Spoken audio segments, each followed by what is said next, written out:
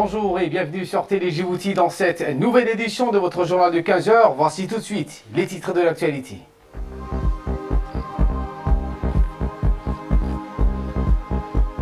Le gouvernement djiboutien fournit une aide aux sinistrés touchés par les inondations dans les régions du Baladweyne en Somalie.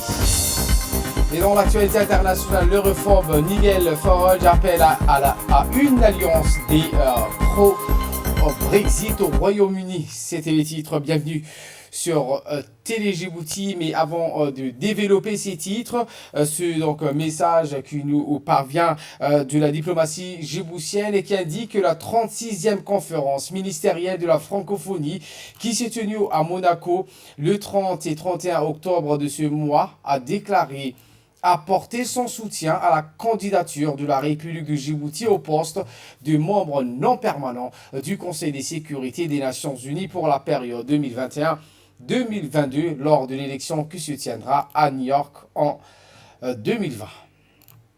Je vous le disais en titre, cette aide de l'ambassade de Djibouti au gouvernement et le peuple djiboutien qui ont octroyé cette aide humanitaire à la population touchée par les fortes intempéries et inondations qui ont frappé la région de Baladweyne en Somalie. Eh bien, le gouvernement djiboutien fournit donc une aide aux victimes des inondations de la rivière Chabelle. Le gouvernement djiboutien a remis donc au comité gouvernemental d'aide aux victimes des inondations une enveloppe de 600 000 $, soit donc un montant de 100 millions de nos francs. Les fonds fourniront une gamme de services, y compris des médicaments, des fournitures et de la nourriture aux nécessiteux des populations vivant dans cette zone de Baladweyne où le siège de la région de Hiran. Des milliers de personnes ont été déplacées et ont fui leur foyer et d'autres dans les quartiers de Baladweyne qui avaient besoin d'assistance après des semaines d'inondations dans dans la grande rivière de Chabelle. Le ministre de l'Intérieur s'est exprimé peu après cette aide et voici ses propos.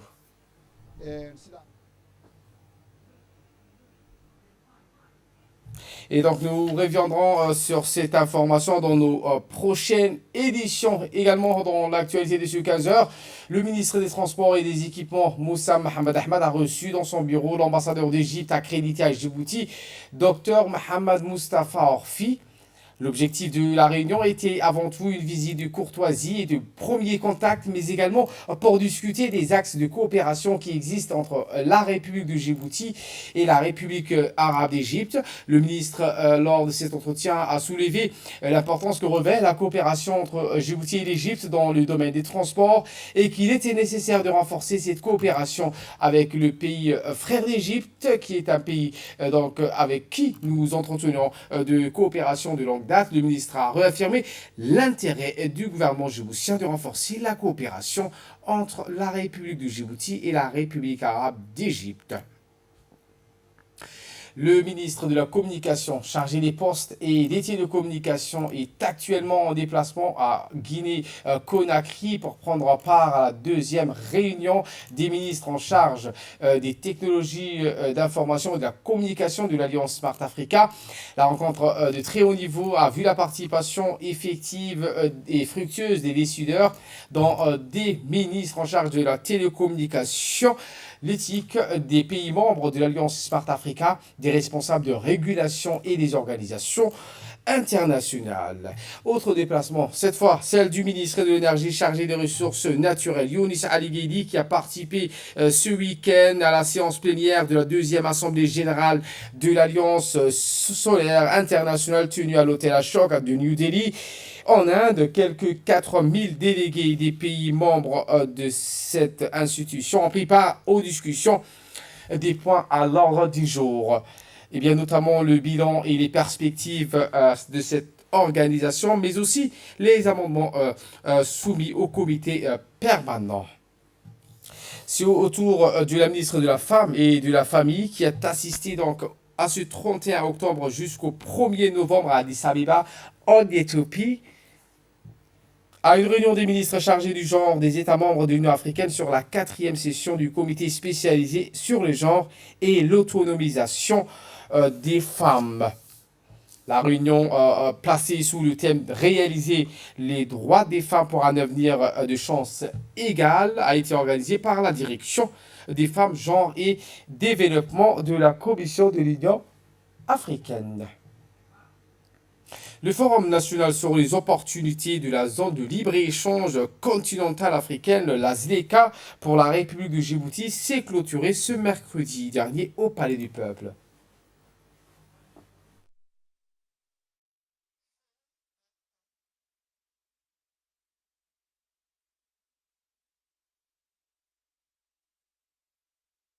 La ZLECA donc, a été ratifiée par 28 pays africains. Elle a aussi signé par les 54 États du continent. Selon des experts de la ZLECA, les pays africains parviendront donc la création d'un marché commun de plus de 2 millions de personnes. Eh bien, la cérémonie de clôture de ces travaux de ce séminaire a été présidée par le secrétaire général du ministère du Commerce, Ali Daoud. Pas pris. Nous ne sommes pas d'ailleurs les seuls participants de cet atelier qui a duré 48 heures, mis à part la journée de l'ouverture.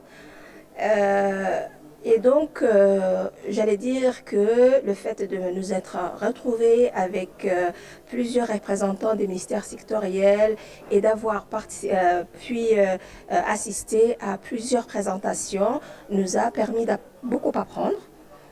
Quand je dis beaucoup apprendre toutes les activités qui, dans ce contexte, se passent et tous les efforts qui sont faits au niveau des ministères concernés et de leurs partenaires. Cette zone de libre-échange continental est effective par la ratification des 28 pays et il faudrait qu'on puisse mettre en place une stratégie nationale. C'est pour ça que le ministère a organisé ce forum qui se déroule sur 2 jours et on a invité les différents départements ministériels, le secteur privé, afin que tous ensemble nous mettions en place sur une table ronde les atouts, les avantages de chacun, les opportunités, les défis à relever et surtout en fait comment se prémunir des éventuelles difficultés parce qu'en fait lorsque le marché commun sera pour toute la zone Afrique, en fait il y aura certaines économies qui seront beaucoup plus développées dans certains domaines et d'autres qui auront certaines lacunes.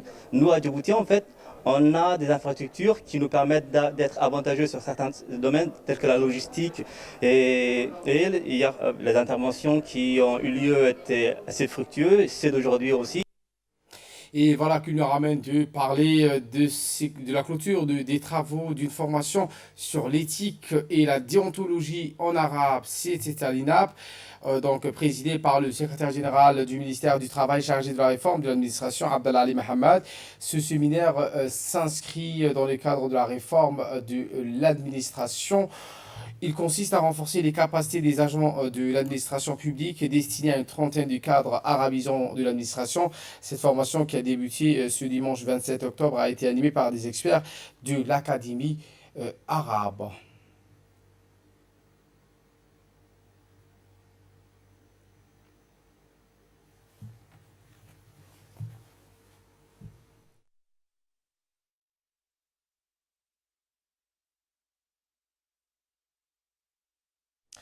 Un mot de sport à présent, sous l'égide du secrétaire d'État à la jeunesse et au sport. La fédération djiboutienne de Dakaïtou Rio a clôturé dans la salle polyvalente du Stade Goulet une formation technique dispensée par Mélanie Chauss. Une formation riche et très pratique qui a duré une semaine et a rassemblé tous les amoureux de cet art martial en vogue dans notre pays, notamment ceux de la capitale et des régions de l'intérieur. Force est de constater que ce sport national, au-delà d'être un art martial, est un art de vivre et attire de plus en plus d'adeptes. Cette belle cérémonie s'est donc déroulée en présence de la présidente de la fédération de Dakaïtou Rio, Mme Madina Salhali, le directeur de l'Institut national de formation sportive, Saïd Al-Hussein, ainsi que le comité directif et les membres de la fédération.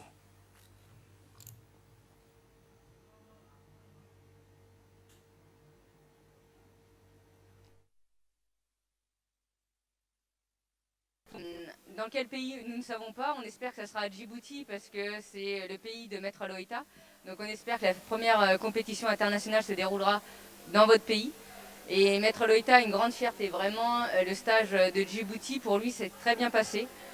De nombreux pays l'ont contacté à l'issue du stage, l'Italie, la Belgique, le Japon qui souhaitent pouvoir bénéficier de stages. Donc félicitations à tous les Djiboutiens et encore un grand merci au président de la République, son Excellence Monsieur Ismaël Omar Guelleh, qui sans lui, le Dakar Tourism n'en serait pas là où il en est aujourd'hui. Donc un grand merci à lui.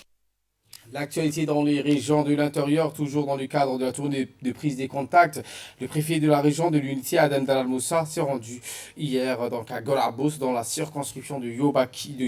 Le préfet était accompagné de ses proches collaborateurs, des parlementaires, le préfet de la région de l'unité et sa délégation en premier à visiter le poste de santé de cette localité où le médecin-chef de la région leur a brièvement présenté le fonctionnement de ces structures sanitaires. Ensuite, le préfet de la région et sa délégation se sont rendus à l'école primaire de Golabous qui a subi donc des dégâts importants lors des dernières intempéries qui se sont abattues sur la région. Avant donc d'entamer l'actualité internationale, c'est l'heure de l'appel à la prière à la Asr. Je vous retrouve dans quelques instants. Et nous passons en nouvelles du monde. Le Soudan, les prêteurs internationaux s'accordent sur les réformes. Le Soudan a convenu d'une feuille de route pour réhabiliter le pays avec la Banque mondiale, le Fonds monétaire international et la Banque africaine de développement. Explication. Le Soudan a convenu d'une feuille de route pour réhabiliter le pays avec la Banque mondiale, le Fonds monétaire international et la Banque africaine de développement, a annoncé jeudi son ministère des Finances. Eh bien, l'inscription du Soudan sur la liste des pays réputés sort du terrorisme par les États-Unis le rend inéligible à l'allègement de la dette et au financement des prêteurs tels que le Fonds monétaire international et la Banque mondiale, coupant ainsi une source de financement essentiel. Mais le Premier ministre a déclaré que les amis du Soudan financeraient donc son budget de 2020 et que le ministère avait soumis des demandes de financement pour 20 projets aux donateurs, sans préciser qui étaient ces donateurs. L'Arabie Saoudite et les Émirats Arabes Unis ont accordé une aide de 3 milliards de dollars au Soudan, ce qui a été convenu peu après le renversement de l'ancien président Omar al-Bashir en avril, mettant ainsi à l'épreuve le nouveau dirigeant militaire soudanais. Le nouveau gouvernement de transition soudanais, formé dans le cadre d'un accord de 3 ans conclu en août par les dirigeants militaires et civils, s'efforce de retirer le Soudan de la liste des commanditaires du terrorisme par les États-Unis afin d'ouvrir la porte à l'investissement étranger. Et en ce qui concerne la COP 25, celle-ci sera transférée en Espagne en décembre. Les détails dans cette séquence. La diplomatie climatique de l'ONU avait été plongée dans l'incertitude mercredi avec l'annonce brutale par le président chilien Sebastián Piñera, confronté à une agitation sociale qui ne faiblit pas, qu'il a renoncé à accueillir comme prévu début décembre la grande réunion annuelle sur la lutte contre le changement climatique. Jeudi, Piñera avait annoncé que le chef du gouvernement espagnol, Pedro Sánchez, lui avait généreusement proposé d'organiser la COP 25 à Madrid au même date auquel cette conférence avait été programmée au Chili, toujours sous présidence chilienne, mais délocalisée. Or, selon les sondages, aucun parti ne semble se diriger vers une majorité absolue et le pays risque donc d'être en pleine tractation pour la formation d'un gouvernement au moment de la COP. Car c'est bien le défi de réorganiser en 4 semaines les plans pour les quelques 25 000 délégués initialement attendus à Santiago qui va dominer les derniers préparatifs d'une conférence dont l'objectif affiché est de convaincre les États de rehausser leur engagement en 2020 pour tenir les objectifs de l'accord de Paris, soit un réchauffement nettement au-dessous de 2 degrés par rapport à l'ère pré-industrielle et si possible d'1,5 degré. Et je vous le disais en titre, l'europhobe Nigel appelle à une alliance des pro-Brexit. Lançant sa campagne devant la presse, il a demandé au Premier ministre de revenir sur l'accord péniblement négocié à Bruxelles en octobre, qui n'est pas un Brexit en échange d'un pacte de non-agression. l'homophobe Nigel Farage a mis hier vendredi le Premier ministre britannique Boris Johnson au défi d'abandonner son accord de Brexit négocié avec Bruxelles pour former une alliance avec lui pour les législatives de décembre. Fort du soutien choc de Donald Trump à une réunion du camp du Leave, Boris Johnson qui compte sur le scrutin anticipé du 12 décembre pour retrouver une majorité s'est lancé dans la campagne comme celui qui mettra enfin en œuvre la sortie de l'Union européenne dans l'impasse 3 ans et demi après le référendum de 2016.